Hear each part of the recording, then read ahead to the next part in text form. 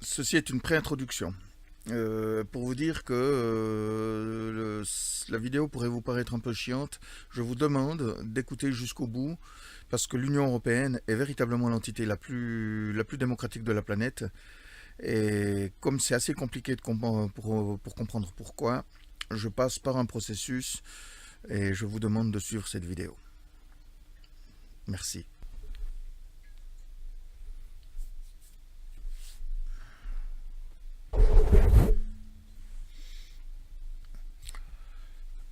Il faudrait que je trouve de nouvelles bonnettes. Parce que 3-4 couleurs, là, c'est pas terrible. Il faudrait que je puisse me diversifier du vert, du violet ou bien d'autres formes, peut-être des champignons. Si vous savez où je peux les trouver, mettez-les en commentaire. Comme ça, je pourrais en mettre d'autres. Ça permettra d'aller plus loin. Bonjour à tous. Alors voilà, je vous avais promis de vous parler de l'Union européenne, du fonctionnement de l'Union européenne. Et donc là, je vais le faire parce que il y a tellement de choses à dire. Je vais essayer d'être aussi concis que possible parce que bon, tous les articles qu'on peut lire, c'est quand même effectivement assez fastidieux. Et j'ai tapé GOPÉ, qui sont les fameux GOPÉ dont se gargarise l'UPR. J'ai tapé que sont les GOPÉ dans notre moteur de recherche préféré, qui n'est pas Google. Hein. Je veux dire, il faudrait être idiot pour utiliser Google, évidemment. Grandes orientations pour les politiques économiques. Et je vois UPR. C'est dire si l'UPR s'est approprié le thème. Alors forcément, ils s'en gargarisent. Et pour cause, parce que figurez-vous que j'étais allé voir il y a 2 semaines sur le site Toute l'Europe. J'ai tapé GOPÉ dans la barre de recherche et il n'y a rien. Il n'y a rien. J'ai écrit au webmaster en lui disant je tape qu'est-ce que sont les GOPÉ dans Google et ça me répond oui parce que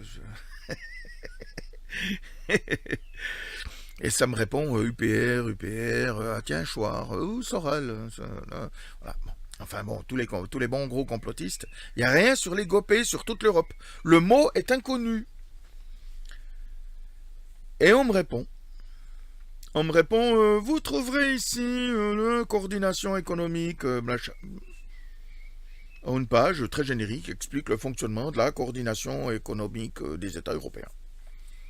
Moi, je leur ai répondu, oui, mais avec ça, on ne peut rien faire. Je vous dis, moi, qu'il faut avoir un article qui s'appelle « Que sont les GOPÉ ?» Et après, vous dites, voilà, c'est la coordination économique des pays, si vous voulez savoir, ça va là, blablabla, et puis vous expliquez le fonctionnement des GOPÉ, comment ils sont discutés et tout. C'est la coordination économique des États européens, c'est facile à démonter pour dire que ça n'a rien à voir avec les GOPÉ. Hein. Alors que les GOPÉ ne sont rien d'autre que la coordination économique des États européens, effectivement. Parce que nous sommes ensemble, on est un groupe, puis on doit tirer tous à la même corde. Je sais, c'est con comme la lune, mais pas pour les adeptes des thèses fumeuses d'un Asselineau, hein, qui polluent le web avec ses blabla. Alors, vous aurez tous les liens en dessous. Je veux dire, là, j'ai trouvé 2 articles et un lien Wikipédia. En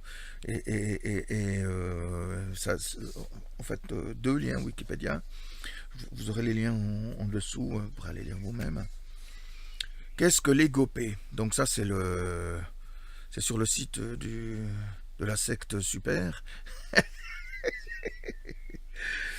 Les grandes orientations des politiques économiques, entre guillemets, sont des recommandations, entre guillemets. Vous voyez, recommandations déjà, c'est entre guillemets. Non, obligation. Recommandation à Bruxelles, c'est obligé, vous comprenez. Ça commence bien. De politique économique et sociale émise par la Commission européenne non élue. Alors ça, c'est... oui, parce qu'on est gouverné par des non élus.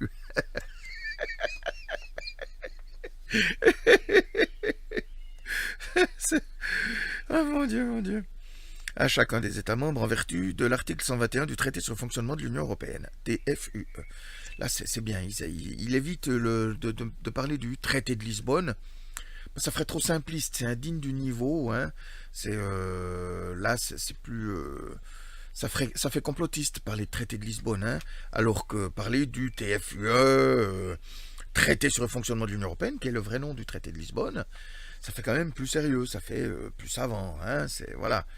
On n'est plus sur un simple blog où on parle du traité de Lisbonne, quoi, qu'on nous a imposé. C'est comme ça qu'on nous a imposé le TCE après le référendum de 2005. C'est trop grossier, il faut être plus fin. Alors voilà. C'est en fait la véritable feuille de route de la politique économique et sociale du gouvernement français, quel qu'il soit, qui est contraint de s'y plier dès lors que nous restons dans l'UE.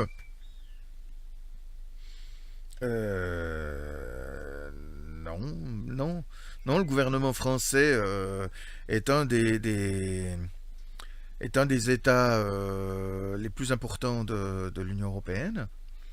Et c'est la France qui est en fait, donc de facto, le plus à l'origine des GOPÉ en question, donc déjà, en soi. Hein. Si encore on était la Lettonie, ça pourrait se discuter, mais voilà, on est la France. Et donc c'est la France qui a le plus d'influence en la matière. D'ailleurs, le commissaire européen aux affaires économiques est français, comme de juste, hein, c'est Pierre Moscovici. On en pensera ce qu'on voudra. Ça, alors je ne vous l'interdis pas, mais il est très sympa, il a une très jolie femme, hein, donc en soi, il ne peut pas être foncièrement mauvais.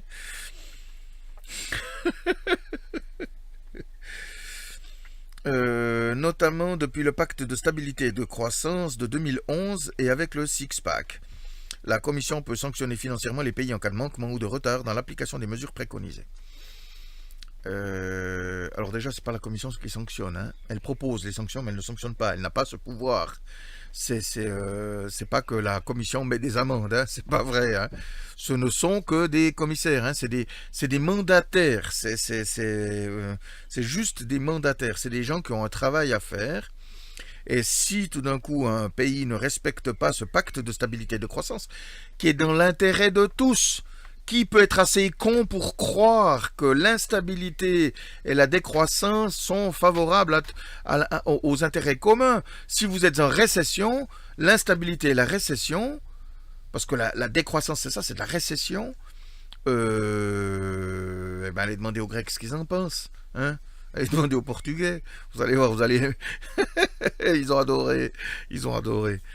Évidemment que notre intérêt, c'est d'avoir le plus de stabilité possible, forcément, oui.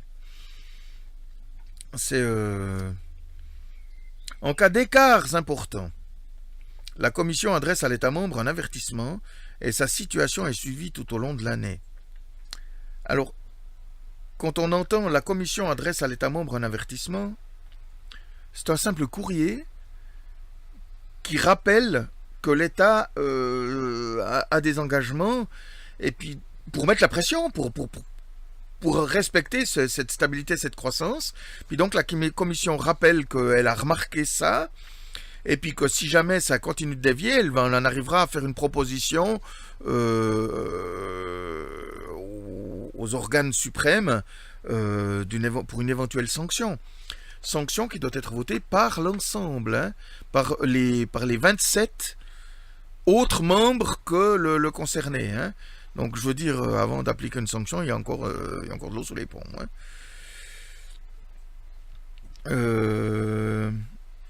Si elle n'est pas redressée, la Commission peut proposer la constitution d'un dépôt correspondant à 0,2% du PIB.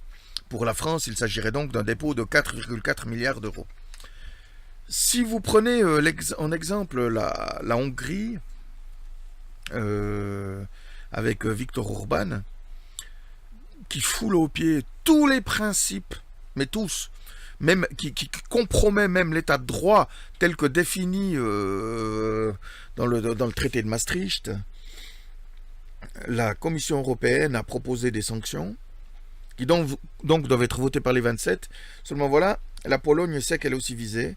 Donc du coup, il y en a déjà 26 qui pourraient être pour les sanctions, mais ça passe déjà pas parce que la Pologne, elle, va s'y opposer. Puis en fait, maintenant, il y a l'Italie. Les Italiens sont aussi susceptibles d'être attaqués, donc ça fait déjà plus que 25. Or, il faut 27 sur 28. 28 moins la Hongrie qui est concernée. Puis après, pour sanctionner la Pologne, il faudrait 27. 28 moins la Pologne. Pour sanctionner l'Italie, il faudrait 27. 28 moins l'Italie. Et donc, comme la Pologne protège la Hongrie protège la Pologne, l'Italie protège la Hongrie et la Pologne, la Hongrie protège l'Italie, on ne peut pas arriver au 27. C'est pas possible. Donc la sanction, elle ne peut pas être appliquée. Donc non, la Commission européenne n'a pas le pouvoir d'appliquer 0,2% du PIB. Elle peut le proposer. Elle peut. C'est son boulot, elle est payée pour ça. C'est si vous avez un avocat, vous avez des emmerdes avec la justice, vous avez un avocat, vous payez un avocat, il est votre mandataire, et dans le contrat, il est marqué quand même que dans le mandat, on ne parle plus d'un contrat, on parle d'un mandat dans ce cas, il est stipulé que c'est lui qui vous défend au tribunal.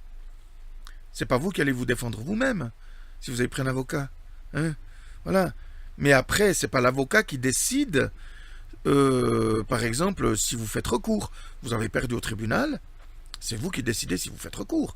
L'avocat peut vous préconiser, vous faites recours ou pas. Mais c'est vous qui choisissez. C'est exactement pareil. La Commission européenne, c'est juste les techniciens pour éviter que ce soit le Parlement, aux députés à le faire eux-mêmes. Les députés, eux, ils prennent des décisions sur des objets qu'on leur soumet. Le Conseil européen et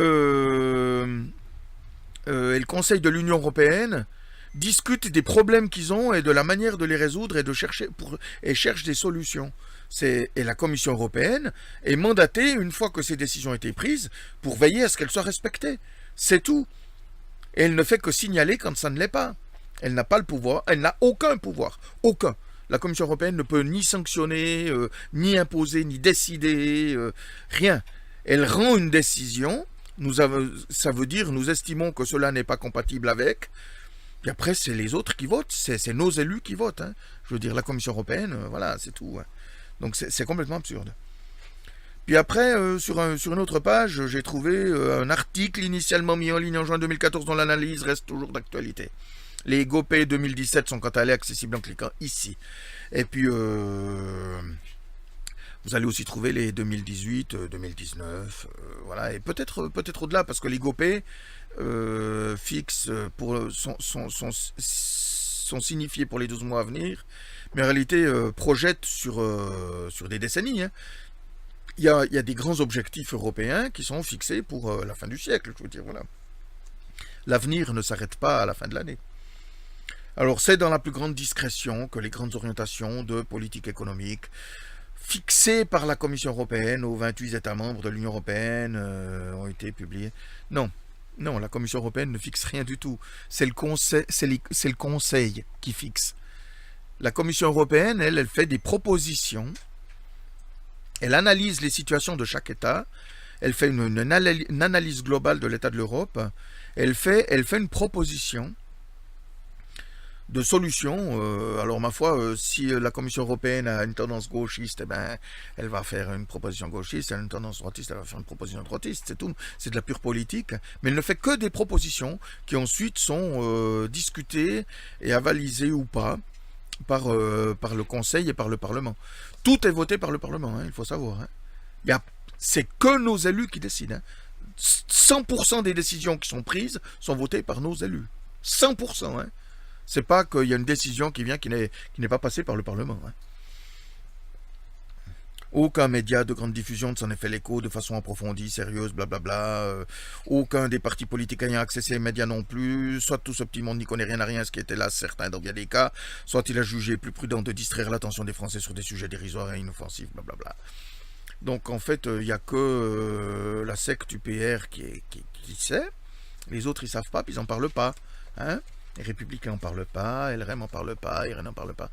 C'est comme si l'Europe n'existait pas, quoi. En fait, elle n'existe qu'à l'UPR. Hein. Évidemment que tout le monde en parle. Mais pas dans le détail. Et puis les médias, tous les médias en parlent. Tous les médias parlent des orientations économiques de l'Europe, mais chacun en parle en extrayant. C'est quelque chose d'extrêmement complexe. Soyez honnête envers vous-même. Imaginez qu'un média sorte un numéro spécial. Édition spéciale, les Gopé 2019 sont publiés. Édition spéciale Gopé 2019, achetez le Figaro. 188 pages de critiques des Gopé. Vous allez lire ça, vous? De toute façon, vous n'y comprendriez rien, hein, la plupart du temps, parce que figurez-vous que ceux qui les ont édictés sont des gens qui ont fait des études supérieures, hein, que vous le vouliez ou non, hein, même aussi con soit-il, ils ont fait des études supérieures. Hein. Donc je veux dire, c'est quelque chose d'éminemment technique. C'est des pages et des pages et des pages et des pages et des pages de calcul, c'est pas juste du texte. Nous proposons d'aller mieux ou d'aller moins bien. C'est pas aussi simple que ce qui est présenté là. Alors les médias en parlent, mais chaque média, en fonction de ses attributs, de ses prérogatives, s'approprie les fractions qu'il concerne. Alors Capital va extraire les Gopé sur les futurs investissements envisageables pour l'espace, je sais pas, science à venir pour la recherche et le développement en Europe. La Tribune, ce sera pour l'évolution des avantages sociaux dans les entreprises qui font plus de X milliards de chiffre d'affaires. Le Figaro, ce sera pour la réduction des droits accordés aux patrons à la liberté de gestion pour faire tourner leur boîte. J'en sais rien, moi. Chacun fait son truc. Et c'est à vous de vous informer. Mais il n'y a aucune discrétion, hein, je veux dire. Si vous étiez vraiment intéressé, au lieu d'aller sur des sites de merde, vous tapez Gopé 2018 et puis vous aurez les liens. Voilà, c'est tout. Vous pouvez même les télécharger sur le site de l'UPR, tiens. Puisqu'il vous donne les liens, hein, je veux dire. Voilà. Mais vous les lisez vous-même. Et puis là, vous ferez votre propre avis, hein. Il est du plus haut intérêt d'analyser quelles sont ces recommandations que les membres non élus de la Commission européenne, et donc 96,4% ne sont pas français, 27 commissaires sur 28. Évidemment, c'est intéressant hein, de présenter des choses comme ça. Et ouais, on est gouverné par des étrangers. C'est con, hein, c'est simpliste, puis ça passe. Plus on est abruté, puis plus on y croit, quoi. Alors, la Commission européenne ne gouverne pas, je le redis, elle ne gouverne pas, elle n'a aucun pouvoir. Puis évidemment, il y a un commissaire par pays. Donc forcément, 27 sur les 28 sont des étrangers à nous. Mais c'est le cas pour tous les États. Chaque État a... la Commission européenne a une influence sur chaque État, alors qu'elle est composée de 96,4% d'étrangers. C'est ça le principe du vivre ensemble. C'est pareil pour les États-Unis, par exemple. Hein. L'Ohio... se voit imposer des lois fédérales qui ont été décidées par l'État fédéral, où il y a des sénateurs ou des députés qui sont issus de l'Oregon hippie, du Maine littéraire, du Michigan industrieux, du Texas arriéré, de la Californie écolo, de l'Oklahoma qui pratique l'évasion fiscale, du Massachusetts qui aime bien la musique. Enfin, chacun voit son midi à sa porte. Hein. Chaque État a ses spécificités. Hein. Au Texas, on porte un flingue à la ceinture. Au Massachusetts, c'est sa guitare. Je veux dire. Et donc, ça veut dire qu'en fait, 90% de ceux qui ont imposé la loi fédérale à l'Ohio sont des étrangers de l'Ohio. C'est pareil en Europe, c'est normal. C'est même pareil au Royaume-Uni, où la décision qui s'impose à l'Écosse ou à l'Irlande a été prise par des gens du Pays de Galles ou d'Angleterre, donc des étrangers de l'Irlande ou de l'Écosse. C'est pareil pour l'Allemagne. Vous savez que l'Allemagne n'existe que depuis le 19e siècle. Hein. Avant, elle était dispatchée. C'est une fédération de Länder qui étaient tous de véritables royaumes, principautés, machin. Et donc leur système de gouvernement est aussi fédéral. Et chaque Länder se voit imposer des lois fédérales qui sont prises par des étrangers. C'est pareil partout. Même l'Italie aussi, c'est pareil. L'Italie aussi, elle n'existe que depuis le 19e siècle. Avant, elle n'était pas unifiée. Il y avait tout un tas de provinces qui se sont associées. Et donc ça fait que les décisions que subissent italiennes, nationales, que subissent les Siciliens, sont prises par des étrangers de la province du Nord, là, dans le Tyrol. Je veux dire, voilà, c'est comme ça. Hein. C'est absurde. Mais ça fait son petit effet parce qu'on est sur un site bien complotiste, hein, bien conspi, là. Alors voilà quoi. Et c'est bien spécifié, que les membres non élus de la Commission européenne, et dont 96% ne sont pas français, 27 sur 28, ont décidé pour la France. Ah, ils ont décidé pour la France. Hein. Alors non, la France a décidé pour elle-même d'entente avec les autres. Et puis la Commission européenne ne fait que veiller à ce qu'elle a décidé soit respecté, c'est tout. Puis si ça ne l'est pas, ben, elle signifie que c'est n'est pas respecté, puis après ben, les États décident entre eux de ce qu'ils font. Hein. Puisque ces recommandations, de nouveau entre guillemets, vous comprenez le ton complotiste systémique, systématique, vont constituer la politique économique de la République française mise sous tutelle. Elle est sous tutelle de la Commission européenne. Mais ouais. Voilà. Il est assurément beaucoup plus important d'en prendre connaissance que de s'enquérir des résultats de telle ou telle de nos élections pour rire.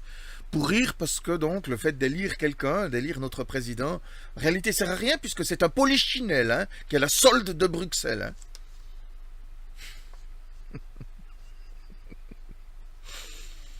Ben non, comme vous pouvez le voir dans les pays qui nous environnent, chaque pays est souverain et fait absolument ce qu'il veut. Le Portugal, pour se redresser, a suivi les GOPÉ, mais par la voie qui lui convenait. Hein. Il n'a pas suivi les instructions de la Commission européenne. Il a pris une autre voie. Juste, il n'a pas compromis les GOPÉ. Et par exemple, le Portugal a cessé toute lutte contre le trafic de drogue. Le Portugal a dépénalisé les drogues, de sorte qu'ils ont pu récupérer des milliards sur la lutte contre le trafic de drogue. Ça a baissé le prix des drogues, donc du coup, comme le marché n'est plus intéressant, il n'y a plus de dealers. Donc s'il n'y a plus de dealers, ben, les drogués ils sont obligés de s'en sortir, etc., etc., etc. Et donc du coup, ça a assaini le pays, ça a baissé la criminalité. Ça a été des cris d'orfraie à la Commission européenne, ça a été des cris d'orfraie au Parlement européen, mais ils l'ont fait, personne n'a pu s'y opposer, puisqu'ils ne compromettaient pas les GOPÉ, et même le fait d'améliorer la situation sociale des drogués qui font partie de la population, et d'améliorer les finances du Portugal, va dans le sens des GOPÉ, donc du coup, ils ont été obligés de l'accepter, et finalement ça a marché, voilà. Donc je veux dire, chaque État fait ce qu'il veut, il n'y a pas de tutelle ou je sais pas quoi, hein. On est chez nous, hein. Pour reprendre un bon slogan bien souverainiste.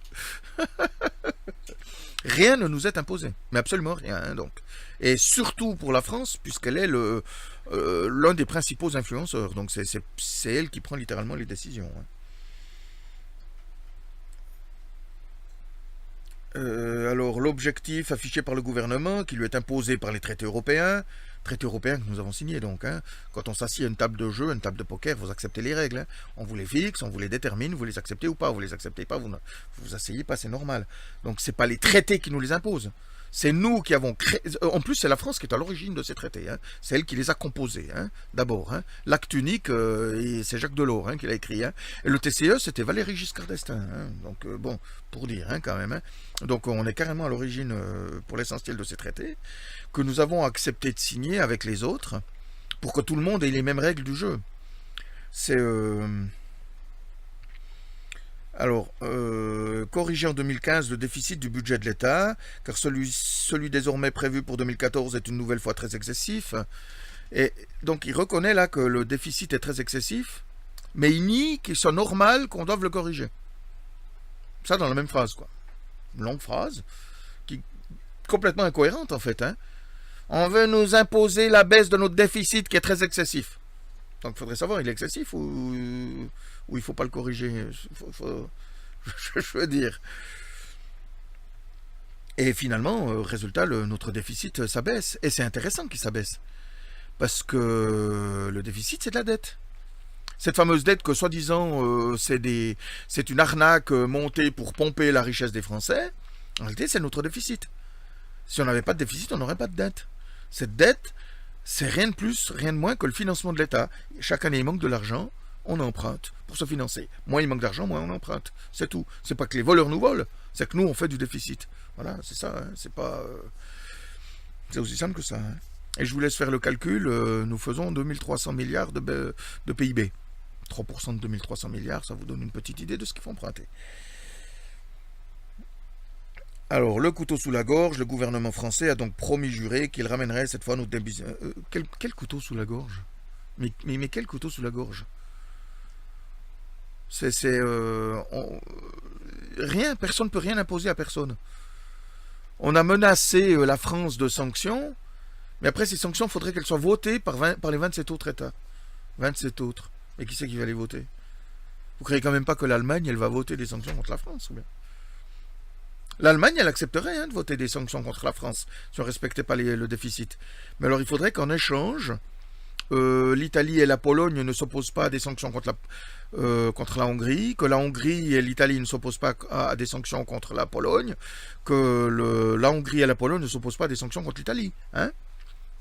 C'est donnant-donnant, hein, je veux dire. Donc non, voilà, pour dire, il n'y aura jamais 27 voix contre nous. Il n'y a pas d'histoire de couteau sous la gorge, c'est juste une question d'honnêteté. Oui, on vous promet qu'on va le faire, c'est tout, c'est normal. Et on doit se donner la peine de le faire. Même si la sanction n'est pas plausible, même si la menace de sanction, si vous ne le faites pas, on va demander une sanction contre vous. Oui, ben on le sait, puis on fait ce qu'on peut. Puis après, même si la sanction n'a aucune chance d'aboutir, ça c'est Salvini qui le fait, c'est les populistes. Salvini, lui, on va demander une sanction contre vous si vous faites ça. Ouais, ben vous n'y arriverez pas. Voilà, ça c'est populiste. Et là, en France, on n'a pas un gouvernement populiste. Et de fait, la question est simple, on doit baisser notre déficit. C'est dans notre intérêt à tous. Intérêt entre guillemets, pour eux. Hein, parce que c'est sans jeu de mots. Hein. Pour que Paris atteigne cet objectif, dont nul n'ignore à Bercy qu'il est extrêmement ambitieux, sinon irréaliste, la Commission européenne a indiqué, en fronçant les sourcils, que la France doit déployer des efforts supplémentaires. Bigre, mais quels sont ces efforts additionnels que demande la Commission? Ben, la Commission ne demande rien. Elle dit, il faut arriver à ça, puis alors on vous préconise de faire ça. Et c'est vrai que honnêtement, ce que propose la Commission, en ce qui me concerne, c'est véritablement de la merde. Mais voilà, la France n'est pas obligée de le suivre. C'est juste des préconisations. Si vous arrivez, en tant qu'État, à respecter vos engagements, par un autre moyen, faites-le. Mais si vous n'y arrivez pas, ben le rôle de la Commission, c'est de proposer des solutions pour que vous y arriviez, même si elles ne vous plaisent pas. Voilà, c'est aussi simple que ça, c'est tout. Vous êtes engagé. Si vous habitez dans un immeuble, vous êtes engagé à faire la cage d'escalier tous les 3 mois. Ben, vous allez la faire quand même, vous allez la balayer, votre cage d'escalier, ben, c'est normal. Hein. Voilà, chacun son truc. Hein. Franchement, merde à la fin. Il n'y a aucun complotisme, aucune tutelle, aucune obligation, aucune contrainte, aucun couteau sous la gorge, ou je sais pas quoi. Pour bien saisir le sens et les conséquences, il faut se livrer à un exercice de traduction de la novlangue bruxelloise en bon français, car chacune des formules du jargon bruxellois. Donc, sous prétexte que Asselineau met entre guillemets recommandation, ça devient de la novlangue. Recommandation, c'est une recommandation. La Commission européenne ne fait que préconiser des choses. Vous le faites ou vous ne le faites pas. Si vous ne le faites pas, vous ne respectez pas vos engagements. Si vous ne respectez pas vos engagements, les autres États sont en droit de vous demander des comptes, puisque vous ne respectez pas les mêmes règles du jeu qu'eux. Ce serait trop facile si chacun fait absolument comme il veut. C'est de la concurrence déloyale, faussée. C'est ça la fameuse concurrence loyale et non faussée. C'est que tout le monde respecte les mêmes règles du jeu pour que tout le monde ait les mêmes chances, enfin quand même. Et donc, on avait lu au début article 121 du traité sur le fonctionnement de l'Union Européenne, TFUE, et donc là j'ai l'article 121 qui est ex-article 99 TCE. Vous savez, le TCE, le fameux qui a été refusé en 2005 par le référendum, puis qu'on nous aurait imposé par le traité de Lisbonne. Vous voyez comme ça se trouve. C'est bien, hein. Et quand vous le lisez, les États membres considèrent leurs politiques économiques comme une question d'intérêt commun et les coordonnent au sein du Conseil. Le Conseil de nos élus. Le Conseil c'est en réalité le Conseil de l'Union européenne. Conseil de l'Union européenne, c'est rien d'autre que le conseil dans lequel se réunissent des ministres de tous les États. Il n'y a pas de... Il n'a pas de constitution matérielle, physique. C'est en fonction du sujet traité, les ministres concernés de tous les États se réunissent et en parlent, tout simplement. Ça, c'est le Conseil de l'Union européenne. Alors, il y a plus ou moins de membres, hein. Il n'y a pas y a pas de quota, il n'y a pas de... Voilà. C'est juste des ministres qui se réunissent pour parler d'un problème spécifique, qui peut traiter de développement durable, l'énergie, les transports, le déficit budgétaire, la dette souveraine, tout, peu importe. Et en fonction des sujets, ils se réunissent, les ministres concernés de chaque État se réunissent et en parlent. Le Conseil, sur recommandation de la Commission, élabore un projet pour les grandes orientations des politiques économiques des États membres et de l'Union et en fait rapport au Conseil européen. Et donc la Commission fait son travail d'analyse, comme l'avocat, il fait son travail d'analyse, il vous fait une recommandation, alors voilà, votre affaire, j'ai étudié votre affaire, alors moi je vous préconise de déposer plainte pour ça, de réclamer des dommages-intérêts pour ça, et de votre côté de ne pas trop parler de ça, voilà, c'est vous préparez votre défense, chacun fait son truc, c'est la Commission européenne, c'est les techniciens de l'Union européenne, ni plus ni moins. Après, comme il est écrit là, ils en parlent au Conseil européen. Le Conseil européen, c'est le Conseil des chefs d'État de l'Union européenne. Le Conseil européen, c'est nos élus, présidents, les chefs d'État. Alors, président, c'est pas forcément président. L'Allemagne, c'est le chancelier qui est le chef de qui est le chef de l'État, hein. C'est le chef du gouvernement, voilà. C'est Angela Merkel. Le président n'a qu'un rôle protocolaire, c'est pas lui qui siège, puisqu'il n'a aucun pouvoir, aucune fonction exécutive ou législative dans le système allemand. Et donc, c'est Angela Merkel qui va siéger. Mais chaque État envoie son chef d'État, voilà. Et ça, c'est le Conseil européen. Donc, c'est toujours aucun pouvoir particulier attribué à la Commission européenne. Elle ne fait que synchroniser tout ça. C'est elle qui émet les préconisations. C'est ce qu'on appelle le droit d'initiative. On en parlera plus tard. Et avec ce droit d'initiative, eh ben, elle émet des préconisations.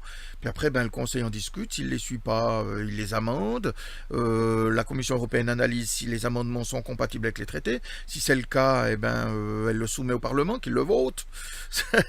Je veux dire, voilà. Mais la Commission européenne ne prend aucune décision, hein. Elle n'a pas ce pouvoir, hein. Le Conseil européen, sur la base du rapport du Conseil, débat d'une conclusion sur les grandes orientations des politiques économiques des États membres et de l'Union. Donc, c'est bien nos élus qui discutent. Seulement nos élus, hein. Il n'y a pas de trace de Commission européenne ou quoi que ce soit, hein. Il n'y a pas de non-élus, hein. Sur la base de cette conclusion, le Conseil adopte une recommandation fixant ses grandes orientations. Le Conseil informe le Parlement de sa recommandation. Voilà. C'est le Parlement, hein, qui a le fin mot. Le Parlement, lui, est constitué de nos élus, de nos eurodéputés que nous avons directement élus. Ce sont nos élus. Donc il n'y a pas de non-élus qui gouvernent. C'est le Parlement de nos élus qui gouverne. Une convergence soutenue des performances. Afin d'assurer une coordination plus étroite des politiques économiques et une convergence soutenue des performances économiques des États membres, le Conseil, sur la base de rapports présentés par la Commission, sur la base de rapports, la Commission fait des rapports, hein, pas des ordres, elle ne donne pas des ordres au Conseil, voilà, vous allez faire ça. Non, elle émet des rapports pour que le Conseil soit informé, pour pouvoir en décider. Surveille l'évolution économique dans chacun des États membres et dans l'Union, ainsi que la conformité des politiques économiques avec les grandes orientations visées au paragraphe 2 et procède régulièrement à une évaluation d'ensemble, pour veiller à ce que chaque État ne compromette pas ces fameux GOPE. Chaque État fait ce qu'il veut, mais à condition de ne pas compromettre les grandes orientations de la coordination économique européenne, évidemment. Il s'agit justement que tout le monde tire à la même corde. Et donc chacun s'entend, chacun discute pour veiller à ce que tout le monde aille dans le sens de l'intérêt commun. C'est normal, c'est le principe même, hein. Pour les besoins de cette surveillance multilatérale, les États membres transmettent à la Commission des informations sur les mesures importantes qu'ils ont prises dans le domaine de leur politique économique et toute autre information qu'ils jugent nécessaire. Et donc la Commission va synthétiser tout ça, elle va en établir un rapport avec des préconisations en fonction des idées qui lui sont soumises ou qu'elle émettra de son fait. Puis si nécessaire, ça ira plus loin. Par exemple, elle pourrait préconiser l'étude d'une mesure de sanction contre tel ou tel État. Lorsqu'il est constaté dans le cadre de la procédure visée au paragraphe 3 que les politiques économiques d'un État membre ne sont pas conformes aux grandes orientations visées au paragraphe 2 ou qu'elles risquent de compromettre le bon fonctionnement de l'Union économique et monétaire, la Commission peut adresser un avertissement à l'État membre concerné. Un avertissement. Elle n'avertit pas qu'elle va le sanctionner. Elle avertit qu'elle a remarqué cette déviance, puis qu'elle serait susceptible de proposer une sanction éventuelle contre lui. Sanction qui serait votée par les autres États. Hein. Si elle n'est pas votée, elle n'est pas votée, il n'y a pas de sanction. Point. Voilà, c'est aussi simple que ça. C'est pas que... Attention, je vais bientôt sévir. Non, non, la Commission, elle ne peut pas sévir. Hein. Elle ne peut pas. C'est simple, elle ne peut pas. Le Conseil, sur recommandation de la Commission, peut adresser les recommandations nécessaires à l'État membre concerné. Donc, la Commission n'émet pas directement des recommandations auprès de l'État, elle les transmet au Conseil, qui lui va les transmettre à l'État. C'est-à-dire que c'est les ministres entre eux qui vont en discuter. Et donc le ministre concerné par le sujet sera soumis à la pression des autres ministres. Le Conseil, sur proposition de la Commission, peut décider de rendre publiques ses recommandations. Donc si la Commission européenne fait la proposition, le Conseil peut décider. Mais ce n'est pas la Commission qui dit au Conseil, vous allez rendre public. Non. La Commission peut dire, nous pensons qu'il serait dans l'intérêt de tous que ce soit public, et puis le Conseil vote, et puis oui, alors effectivement, on va rendre public, voilà. Ouais. Bon. Jusque-là, il n'y a rien d'antidémocratique, donc. Dans le cadre du présent paragraphe, le Conseil statue sans tenir compte du vote du membre du Conseil représentant l'État membre concerné. C'est ce que je vous expliquais avant, sauf que là, on est au niveau du Conseil.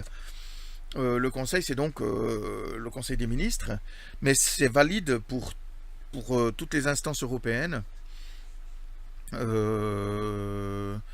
où celui qui serait éventuellement sanctionné ne peut pas voter. Il ne peut pas voter contre lui-même. Donc ça veut dire si une décision doit être prise contre un État, c'est les 27 autres qui votent entre eux contre lui. Il faut que les 27 soient d'accord. Hein. S'il y en a un seul qui vote non, ça tombe à l'eau. Voilà. Il faut l'unanimité totale, moins la voix de celui qui est concerné. Dans certains cas, lorsqu'il s'agit de politiques économiques, il y a un autre phénomène. La majorité qualifiée des autres membres du Conseil se définit conformément à l'article 238. Et ça, je vous mettrai un lien pour parler de la majorité qualifiée. Parce que on ne décide pas de sanctions par une majorité qualifiée, ça il faut l'unanimité. Mais par contre, certaines préconisations certaines décisions peuvent être votées à la majorité qualifiée. Et la majorité qualifiée, il y a un mode de calcul pour l'établir. Et je vous mettrai un lien en dessous qui vous parle de cette majorité qualifiée. Le président du Conseil et la Commission font rapport au Parlement européen sur les résultats de la surveillance multilatérale. Le président du Conseil peut être invité à se présenter devant la commission compétente du Parlement européen si le Conseil a rendu public ses recommandations. Bon, là, je pense que c'est clair. Donc, ce qui se passe, en fait, c'est que si la commission estime qu'une procédure de sanction devrait être ouverte, le Conseil va statuer sur la base de la majorité qualifiée. C'est-à-dire que si la majorité qualifiée est atteinte, on décide d'ouvrir la procédure de sanction. Donc la Commission européenne ensuite établit la sanction, puis après elle est soumise aux États membres, aux 27, qui là doivent la voter à l'unanimité. Et s'il n'y a pas l'unanimité, elle tombe à l'eau, c'est tout, voilà, point. C'est juste une histoire de procédure.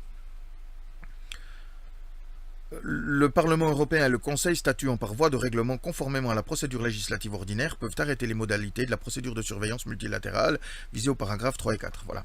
Donc ça veut dire que les États s'entendent entre eux pour connaître la procédure qui sera mise en place pour surveiller le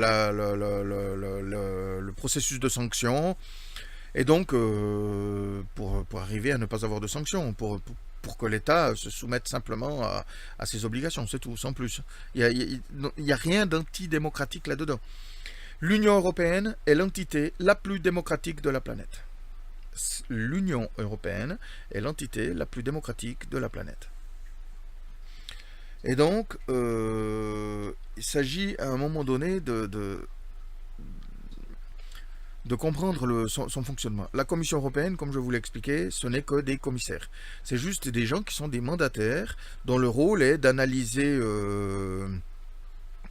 la conformité des propositions, de surveiller à ce que les décisions soient suivies des faits, de proposer des mesures pour corriger une éventuelle déviance, etc., etc., etc. Donc, je veux dire, c'est juste des techniciens.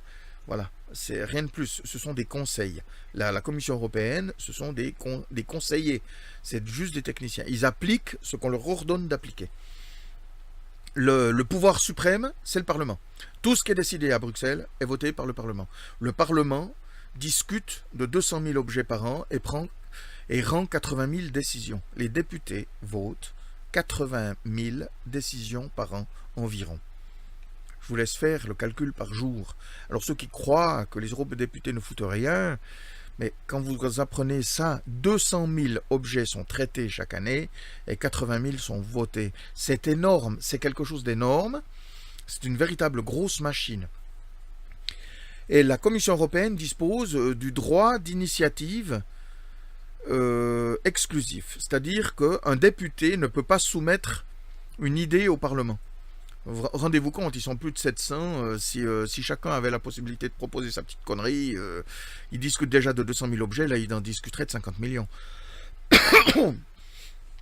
Si un député a une idée, il la soumet à la commission. La commission analyse l'idée, sa conformité au traité, et puis si elle est non conforme, le député l'adapte, ou alors elle tombe à l'eau.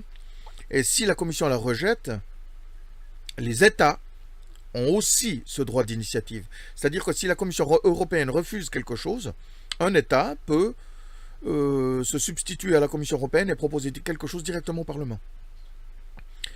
Donc si un député a une idée qu'il souhaite soumettre au vote, que la Commission européenne le rejette, il peut la soumettre à son propre État, qui si lui aussi la refuse, si son propre Parlement la refuse, ben le député il se tait, parce que son rôle c'est pas de passer au-dessus de tout le monde évidemment. Si personne n'en veut de sa proposition, ben il la ferme et puis c'est prêt, voilà.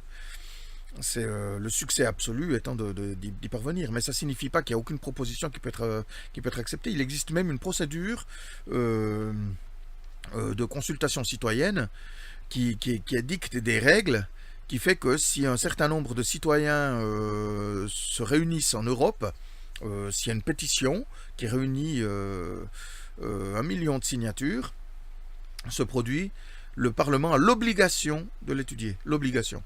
Voilà. Donc ça ne veut pas dire qu'il va la voter, mais ça veut dire qu'ils ont l'obligation de l'étudier, d'entrer en matière. Et donc ça veut dire que ça va aboutir à un vote, obligatoirement. Donc je veux dire, tout le monde a un droit d'initiative.